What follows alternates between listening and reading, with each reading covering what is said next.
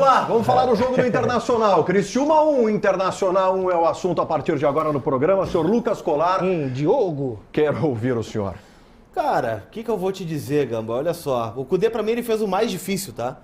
Ele organizou esse time do Inter no primeiro tempo sem ataque, né? O Inter não tinha inúmeros jogadores, não tem o Alário, não tem o Borré, não tem o Valência, não tinha o Wesley ontem, né? Que tem sido meio time aí do Inter. E o Inter fez um bom primeiro tempo, teve chances de gol, né? Foi agressivo, né? Com o Wanderson pelo lado esquerdo, com o Alan Patrick. O Lucas Drummond foi o escolhido, nosso centroavante aí de 20 anos, que estava lá na categoria de base do Inter, não estava jogando, é verdade, mas jogou no profissional.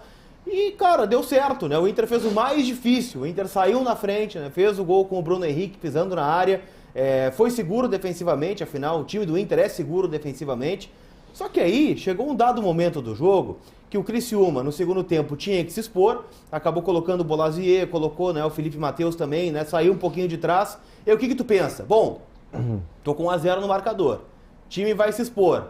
Vou botar velocidade. Vou espetar aí o Criciúma e vou matar o jogo. Aí aparece o Johan de centroavante. O Johan de centroavante. Cara, não tem nem o Cudê sobre explicar na coletiva o porquê do Johan de centroavante. Ele chegou a dizer, não, botei o Johan de 9 ali porque ele era o mais experiente que eu tinha. Jogador baixo, jogador sem velocidade, né, jogador sem explosão, não chuta gol. Então assim, o Inter passou a jogar com um jogador a menos. Quando o Criciúma, né? Que acabou, né, indo pra cima, conseguiu o gol de empate, o Fabrício já estava sendo o melhor jogador em campo, e aí quando ele toma o gol, ele ajusta o time de novo. Ele bota o Gustavo Prado, ele coloca ali o time um pouquinho mais pra frente, o Inter encurrala o Criciúma, teve chance pra fazer gol, só que aí vem aquele velho problema do Inter de não finalizar, ficar rondando a área e passa e chuta. A bola passou ontem no segundo tempo, depois do gol do Criciúma, umas 4 vezes pelo pé do Alan Patrick de frente pro gol. Ele não chuta. Ele tenta um passe no Prado, ele tenta um passe no Wanderson, ele tenta um cruzamento. E aí fica aquela coisa amorosa, né, desse time do Internacional que vem com empate. E aí eu posso fazer essa análise do empate de duas maneiras. A primeira, o empate na prévia do jogo, sem todos esses jogadores, jogando como visitante, jogando, né, fora de casa mais uma vez, beleza, um bom resultado. Talvez alguns tivessem fechado esse empate, né, na prévia do jogo.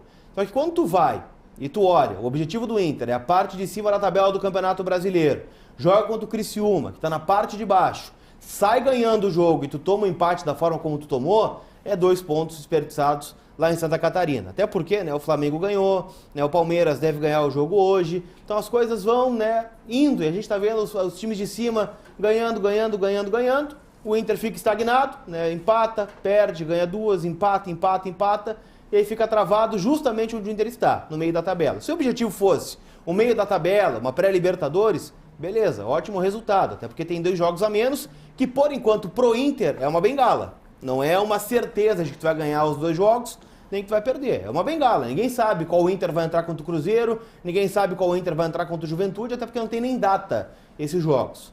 Mas é frustrante. Eu saí ontem do Heriberto Rios com sentimento de frustração pelo que o Inter apresentou em campo. Senhor Alexandre Ernst, quero ouvi-lo.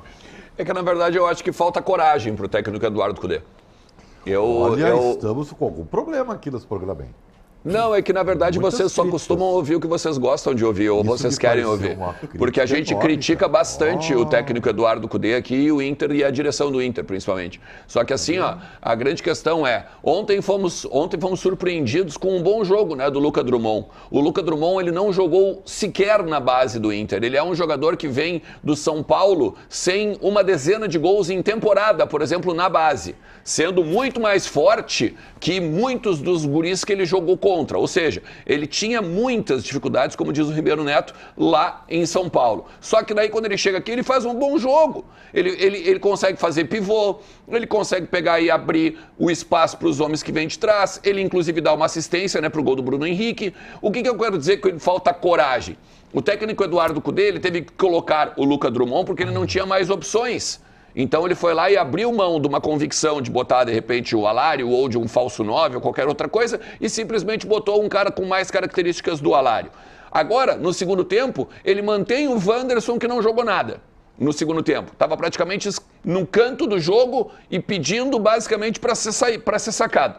Aí, no segundo tempo, ele coloca com 42 minutos do segundo tempo o Gustavo Prado, que é uma alternativa de velocidade para o jogo no ataque.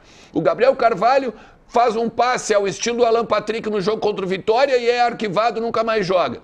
Então falta um pouquinho de coragem. Coragem por quê? Para pegar e lançar os guris. Coragem para abrir mão da convicção que ele tem. E ele já fez isso. Ele é um cara que joga pro ataque, ele é um cara que joga pra frente, ele é um cara que joga sempre propositivamente. O que ele fez agora? Ele tá jogando de forma pragmática. Ele botou 3 volantes, o Rômulo, o Bruno Henrique e o Thiago Maia. Então, se ele já conseguiu abrir mão de convicções para melhorar o time do Inter, ou até mesmo para conseguir vitórias, falta ter coragem para abrir mão de que a bola não pede documento e tudo mais, aquelas questões que ele já falava em 2020, e fazer isso agora. Ele não pode pegar e esperar o Alan Patrick se lesionar, o Bruno Henrique se lesionar, o Arangue se lesionar, para daí sim botar os 2 guris que estão pedindo passagem. Se um guri que sequer jogou no Inter, conseguiu ter uma oportunidade e aproveitá-la, por que não o Gabriel Carvalho e o Gustavo Prado? Por que vai botar o Arangues, que mais uma vez entrou se arrastando no campo? Por que vai manter o Wanderson, que mais uma vez está individualmente abaixo daquilo que a gente conhece que o Wanderson é? Então, falta talvez um pouquinho de, não só a coragem, tá? Eu também não gostei muito, eu não gostei da coletiva dele, daqui a pouco a gente vai rodar, né? Uhum. É uma coletiva totalmente resignada. Tu vê a dificuldade e tal. Eu não vou deixar de lado a dificuldade. Eu não vou deixar de lado a enchente, eu não vou deixar de lado a pré-temporada em Itu, não vou deixar de lado as viagens e toda a logística. Mas essa resignação eu não consigo aceitar para um time tão grande quanto o Inter. Ribeiro Neto.